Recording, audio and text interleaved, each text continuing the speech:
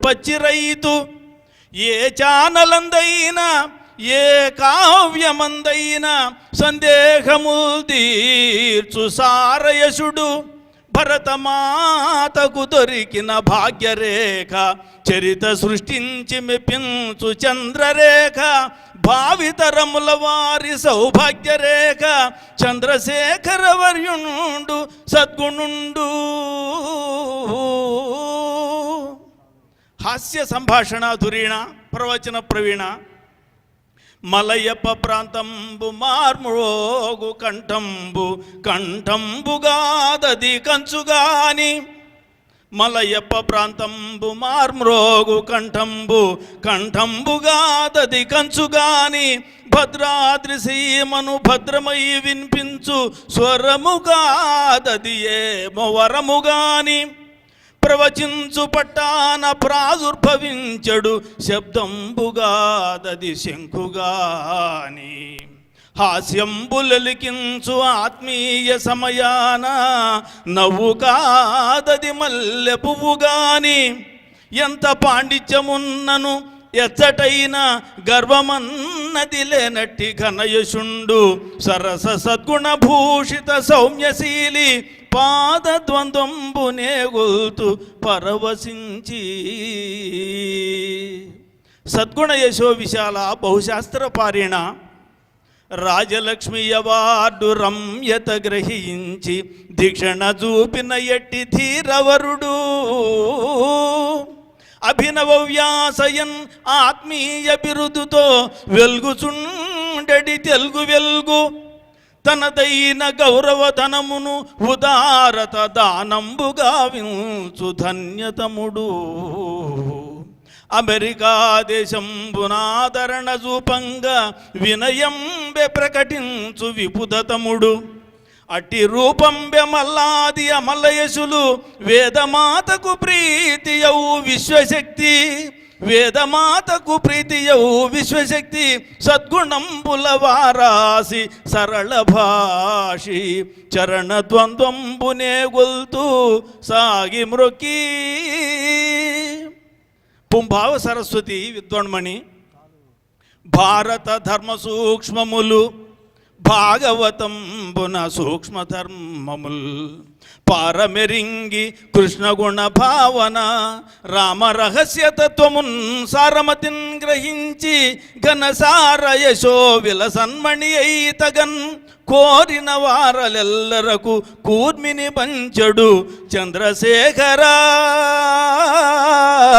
చేరిను తింతు మీ ఘనత శీర్షము వంచుచు నెమ్మదిన్ సదా.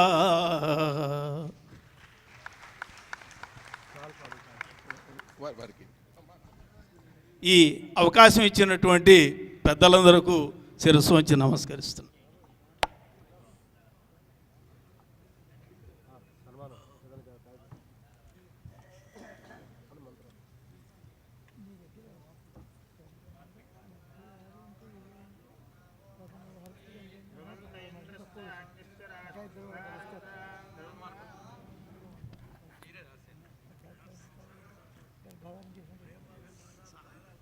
నా చిన్నతనం నుంచి మీ ప్రవచనాలు వింటున్నాను నేను.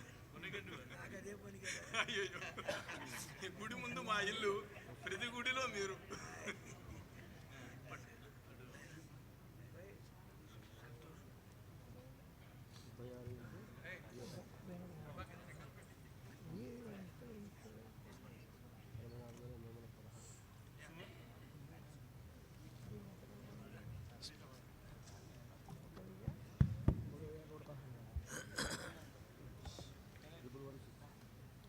మాలాం కుండీంచడమరుం శూలం శంఖం సుదర్శనం దదానం భక్తవరదం దత్తాత్రేయం నమామ్యం.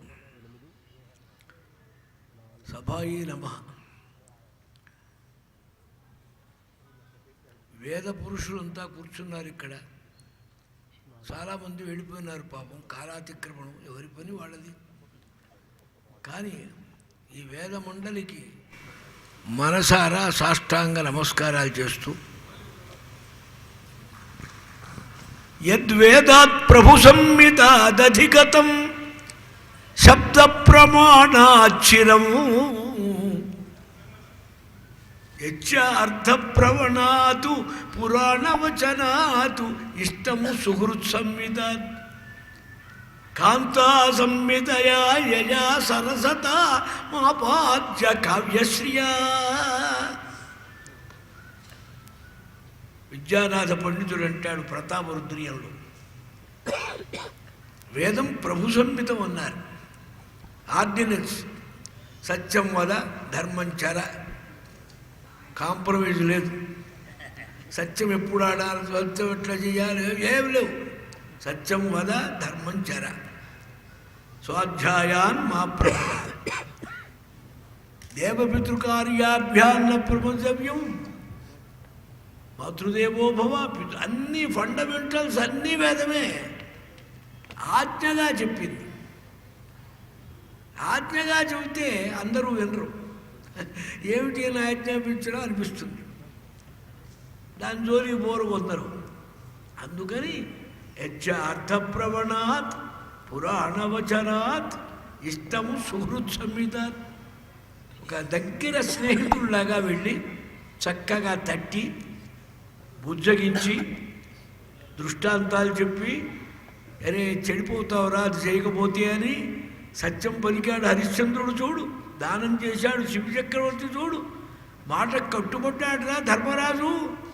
ఇలా అనేక రకాల దృష్టాంత కథలు చెప్పి మన్ని మనస్సులు మార్చి దగ్గరగా తీసుకురావటానికి పురాణాలు రచించారు. బ్రహ్మగారికి 5 తలకాయలు ఉండేవి, 4 వేదాలు 4 తలకాయలు, 5వది పురాణ ప్రవచనం. అందుకనే స్వాధ్యాయ బ్రాహ్మణాల్లో బ్రహ్మయజ్ఞంలో పురాణాల గురించి చెప్పింది. వేదం తెలియాలండి, వేదం రాందే ఏదో పురాణం గిరాడం అంటే అది పురాణం వరకు సరిపోతుంది. ప్రతిదానికి అట్లా టాలీ చేసుకోవాలి వేదంతో. వేదంలో చక్కగా చెప్పారు ఈ మాటలు. ఆ వేదంలో ఈ 5వ తలకాయతో పురాణాలు ఉచ్చరించాడు. అదేమిటయ్యా, వ్యాసుల వారు మొన్న రాశాడు ఇవన్నీ, ఏదో ఎన్నో శతాబ్దం ఏదో కలియుగం మొదలు మరి వేదం బ్రహ్మదేవుడి నుంచి రావటం ఏమిటని ఈయన రాసింది ఏమిటన్నారు. దానికి అర్థం చెప్పారు. 16 పురాణానాం కర్త, కర్తానామ సంస్కర్త. ప్రూఫ్ రీడింగ్ చేసేట ఆయన రాయలేదు. ఆయనంతా వరదాన్ని తీసుకువచ్చి, అందుకనే ఒక కల్పం అది ఒక కల్పం. అందుకనే జాగ్రత్తగా ఆయన ఎవరన్నా అడిగితే వ్యాస ఉవాచ సూత ఉవాచ, ఎవరో ఉవాచ అన్నాడు కానీ తన మీద రెస్పాన్సిబిలిటీ పెట్టుకోలే. నేను ఉవాచ అని ఎక్కడా లేదు. భగవంతుడు గీతాశాస్త్రం చెప్పినా ఇమం వివస్వతే యోగం ప్రోక్తవాన్ అహం అర్జున, ఆ రోజుల్లో అప్పుడు చెప్పాను రా అన్నాడు. కనుక అటువంటి దివ్యమైన వేద గంభీర భావాన్ని చెప్పడానికే పురాణాలు పుట్టినాయి. పురాణాలు లోకం కబుర్లు, మన ఇంట్లో ఇల్లాలు బావమరుదులు మాట్లాడుకోవటం, తినటం నడవటం ఇవి కాదు. అసలు తాత్పర్యమే కాదు, ఆనుషంగికం. ఇవన్నీ ఊరికే చెప్పవలసింది అది. ఆ ధర్మాన్ని వేదాన్ని వివరించడానికి పురాణాలు పుట్టినాయి. అందుకే పంచమ వేదం అన్నారు. వేదంలో ఉన్న గంభీర రహస్య విశేషాన్ని చక్కగా ప్రకటించడానికి మహాభారతం పుట్టింది. 5 తలకాయలు ఉండేవప్పుడు. ఏదో శివుడికి కోపం వచ్చి 5వ తలకాయ నరికాడు. దాంతో ఈ పురాణాల కర్మ కూడా పోయింది. అంతే. చివరకు పురాణం ఏ స్థాయికి వచ్చింది? కవిత్వహీనాస్తు పురాణ భట్టా. పాండిత్యం లేకపోతే చిల్లి బొల్లి కవిత్వం చేసుకుంటాడు. అది కూడా జాతకపోతే పురాణ భట్టా ఊళ్ళో కూర్చొని 10 మంది ఒత్తులు చేసుకోవడానికి ఉపయోగించేట్టుగా చెప్పుకుంటాడు. ఆ స్థాయికి వచ్చింది. కనుక అసలు పురాణం ఇది అక్కడ బ్రహ్మగారికి తగిలిన దెబ్బ, ఇది మామూలు దెబ్బ కాదు. దీన్ని మెల్లగా ప్రజల్లోకి తీసుకెళ్ళాలి. పురాణంలోకి వెళ్ళకపోతే వేదం అర్థం కాదు. వేదాలన్నీ చదివినా భారతం చదవందే వేదార్థం చెప్పలేరు. ఇది జాగ్రత్తగా ఉప్పులూరు గణవశాస్త్రి గారు వంటి వారంతా అంగీకరించిన మాట. ఇది నేను చెప్పేది కాదు. వేదముల యొక్క గంభీరమైన భావాన్ని ఒక్కొక్క ఘట్టంలో ఒక్కొక్క చోట చూపించాడు. అది నేనేమో గొప్పగా చేశాను కాదు, నాకేదో ఆ రామలింగేశ్వరరావుకి మా 4 రోజులు కలిసి ఉన్నాం. ఆ స్నేహం, ఆ అభిమానం, ఆదరం, ఆయనేదో నన్ను ఇంద్రుడు చంద్రుడు కిరీటం నాకు కాదండోయ్, ఇది వాల్మీకి వేద వ్యాసుల కిరీటం. వారు మీకు కనపడరు కనుక ఏదో చిన్న ఫోటో ఒకటి పెట్టుకొని ఆ ఫోటోని వ్యాసులు వారని భావించడం కానీ, దాన్ని నా మీద క్రియేట్ చేయటం కానీ నాదేం లేదు. నేను మీ అందరికంటే చాలా చిన్నవాడిని. ఆ దృష్టితోటే తీసుకున్నా, లేకపోతే తీసుకోను. నేను సత్కారాలు చాలా దూరం. ఎందుకంటే అది మనకు కాదు. ఎందుకు సత్కారం? భగవంతుడు నన్ను ఇది చెప్పి బతకరా అన్నాడు. డ్యూటీ, ఆయన ఆజ్ఞ, అది చెప్పందే బండి నడవదు. ఇది కూడా ఉంది. పురాణం చెప్పకపోతే మా ఇంట్లో దీపం వెలిగేది కాదు. పురాణం చెబుతూ ఉంటే ఏదో నడుస్తున్నది. దీన్ని నడిచి నువ్వు పురాణం చెప్పరా అన్నారు. నేనేం త్యాగం చేశానా, తపస్సు చేశానా? మీకోసం నాకేదో కల్లో వచ్చి అది వచ్చింది, ఇది వచ్చింది, ఇట్లా అట్లా, ఇది చాలా సత్యం, ఇది మీకు తెలియదు, నేను చెబుతున్నాను అనే స్థితి నాకేమీ లేదండి. నేను చాలా చిన్నవాడిని. నాకు వల్ల తెలిసింది పెద్దలు చెప్పిన మార్గం. మా తాతగారు పండిత ప్రవర వ్యాఖ్యాన వాచస్పతి, షట్శాస్త్ర పారంగతులు, మల్లాది రామకృష్ణ విద్వన్ మహాగ్రిచి చేయల వారు. ఈ తరాల వాళ్ళు తెలియదు, వెనకటి తరాలు. తాతా సుబ్బరాయ శాస్త్రి గారు ఆ టైముల్లో వాడు మహాపండితుడు. అయినా రోజు 1 గంట పురాణం చెప్పేవారు. 2-3 కాళ్ళు వచ్చేవి ఆ రోజుల్లో. ఎంత వచ్చింది అన్నాడు. 3 కాళ్ళు వచ్చినాయి. శాకాయవాస్యాలు, లవణాయవాస్యాలు, కూరకో ఉప్పుకో వచ్చిందన్నారు. ఇది స్వధర్మం. స్వధర్మం చాలా గొప్పది. మేము డబ్బు తీసుకోం, తప్పది. మా తాతగారు చెప్పేది, గృహస్థ అయినప్పుడు తీసుకోవాలి, ఇవ్వాలి. తీసుకోవు, ఇవ్వవు. ఎందుకు నీ జన్మ? యజన, యాజన, దాన, ప్రతిగ్రహ, అధ్యయన, అధ్యాపన. షట్కర్మల్లో ఒక కర్మం లోపగానే ప్రతిగ్రహం లేకపోతే ఎట్లా? బ్రాహ్మణుడు ప్రతిగ్రహించకపోతే ఎవడు ప్రతిగ్రహిస్తాడు? ఎవడు ప్రతిగ్రహపోతే దానం ఎట్లా? ఇట్లా పరస్పర సంబంధం కలిగిన లిటిగేషన్స్ ఉన్నాయి. తప్పకుండా తీసుకోవాలి. తీసుకోనంటే తప్పు. నిరారంభ గృహీచైవ, విదురనీతి. నిరారంభ గృహీచైవ కార్యవాంశ్చైవ భిక్షక ఉభౌతౌ గర్హ్యవు. ఇద్దరు నిందితులు అన్నారు. గృహస్థై ఆర్జన చేయనన్నవాడు, సన్యాసి ఆర్జన చేసేవాడు. రెండూ తప్పన్నారు. కనుక మనకు భగవంతుడు ఏది నీ ప్రారంభంలో ఉంటుందో, మీరు ఉద్యోగం చేసినా, వ్యాపారం చేసినా, పురాణం చెప్పినా ఇక్కడున్నదే వస్తుంది. ఇక్కడ లేనిది రాదు. ఏదో మన జాతీయ ప్రయత్నం మనం చేస్తాం. అలా దీంట్లో మొట్టమొదలు దైవ ప్రేరణగా నేను దిగా 19వ సంవత్సరంలో. ఆ దిగటంలో తమాషా, నేను అంతకుముందు శాస్త్రాలు చదివా ఏదో జాతీయంతో. వేదం 82 వర్ణాలు చెప్పుకున్నా, శ్రౌతం స్మార్తం చెప్పుకున్నా, అన్నీ చెప్పుకున్నా. ఏ పని చేయడానికి వీల్లేదు. అప్పుడు పైత్యం పుట్టింది, కవిత్వం రాద్దామని. కవిత్వం కూడా మొదలుపెట్టాను. అది ఎవడు వినేట్టు లేదు, నేను చదివేట్టు లేదు. తర్వాత అనిపించింది, ఎందుకంటే నా కవిత్వం మీద పిచ్చి 10 మంది రాసినవి చదివితే బాగుంటారా, మనం చదవ రాయకూడదు. అది అపచారం. సరే, కవిత్వం రాద్దామంటే తెలుగులు రావాలిగా. ఈ సంస్కృత పండితులు తెలుగు రాదు. ఇప్పుడు ఉన్న పౌరాణికులు కానీ మహాపండితులు కానీ సంస్కృతం బాగా వస్తే తెలుగు రాదు, తెలుగు వస్తే సంస్కృతం రాదు. అది ఇది సమన్వయంగా చెప్పే మహానుభావులు ఉన్నారు. చక్కగా ధర్మ ప్రచారం ఈనాడు మా రోజుల కంటే బాగా జరుగుతున్నది. విపరీతంగా జనం ఆదరిస్తున్నారు. ₹1 ఇవ్వటానికి ప్రాణం పోయేది మా శ్రోతలకి. ఇప్పుడు 1000, లక్షలు, 100 ఫ్లైట్లలో తీసుకెడుతున్నారు. ప్రజల్లో చాలా ఆదరణ పెరిగింది. చాలా సంతోషించదగినది. అలాగే మా షణ్ముఖ శర్మ వంటి వారు బ్రహ్మాండమైన ప్రచారం చేస్తున్నారు. ఏదో నేను మార్గదర్శింటే పురాణాలు చెప్పడానికి మొదలుపెట్టా అనుకోండి. మా రోజుల్లో ఏమి లేదు. ఏ ఊరు వెళ్ళినా ఈ వీడెవడు వింటాడయా పురాణం అనేవారు. నేను ఒక్కటే విశ్వాసం పెట్టుకున్నా, నన్ను భగవంతుడు ఇందుట్లో దించాడు. ఇచ్చేవాడు భగవంతుడు, తీసుకునేవాడిని నేను. ఇక్కడ ఎంత ఉంటే అంత వస్తుంది, ఇంత అంతా లెక్క లేదు. ఏ కోరిక అక్కర్లే. పో, ఎందుకు వెళ్ళరు? పో, చెప్తున్నాం. పల్లెల్లో, అరణ్యాల్లో, చిత్తూరు జిల్లాలో కొండల మధ్యలో ఆంధ్రవారి పల్లె అని ఉంది. 9 రోజులు రామాయణం చెప్పాను. నేనేం చెప్పాను, వాడు ఏం విన్నాడో నాకు తెలియదు. ఏదో వచ్చారు బాబు. ఆ వచ్చిన దాంతో నా సంసారం గడుపుకునేవాడిని.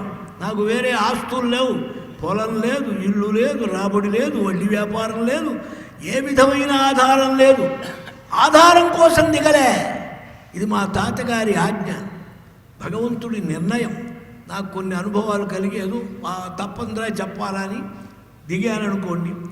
అందుకని నేను చదివిన నవలలు, నేను అభ్యసించిన నాటకాలు, నేను సాహసం చేసిన గాయకులు, నేను వెంట తిరిగి నా స్నేహితులుగా ఉన్న హరిదాసులు, అలాగే పౌరాణికులు, పండితులు అందరూ నాకు ఉపయోగించారు.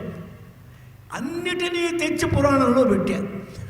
తమ్ముని బిడ్డలంచు మది దల్పడు, పుత్రులలో నగూడే, రాజ్యం ఉన్న పాలు సగడంత నృపారుడటంచు, మొన్నని సమ్ముఖమందు తేల్చగద సంజయుడు. 90 పొడిలో ఈ పద్యం అంటున్నా నేను. అద్దంకి శ్రీరామూర్తి గారు పట్టిన పట్టు. ఇట్లా నాటకాలు, హరికథలు, ఉపన్యాసాలు, నవలలు. కథా ప్రారంభం చేయాలంటే నవల చాలా ముఖ్యం. నవలల్లో 300 నవలలు చదివా. ఏదో ఇదే నాకు అధ్యయనం. ఇవన్నీ పురాణానికి భగవంతుడిచ్చి, ఈ పురాణానికి వినేటానికి వస్తే వాడికి నాటకాలు ఇష్టమైనవాడు కూర్చోవాలి, హరికథ వినేవాడు, పండితులు వచ్చినా కూర్చోవాలి. ఏ పండితుడు వచ్చినా నన్ను వంక పెట్టిన వాడు లేరు. అది భగవద్ అనుగ్రహం, అంతకంటే లేదు. ఇంకొక చిన్న మాట, తిరుపతి దేవస్థానంలో నన్ను ఆదరించలేదన్నారు మా పొరుగున్నాన్న గారు. ఆదరించకపోతే చక్కగా ఆదించారు. దేవస్థానం వారు కాదు ఆదరించింది, వెంకటేశ్వరుడు. ఎక్కడో ఉన్నవాడిని తెచ్చి పీవీఆర్కే ప్రసాద్ అనే బొమ్మ ద్వారా పురాణ కాలేజీకి ప్రిన్సిపాల్, 10th క్లాసు పాస్ అయిన వాడిని, భాషాప్రియుల సర్టిఫికేట్ లేని వాడిని, ఎందుకు అర్హుణ్ణి కాని వాడిని నన్ను తీసుకెళ్ళి ఆయన తీసుకెళ్ళి పురాణ ప్రవచనాన్ని ప్రిన్సిపాల్గా పెట్టాడు. ఎందుకో నాకు తోచింది కూర్చోమన్నాడు.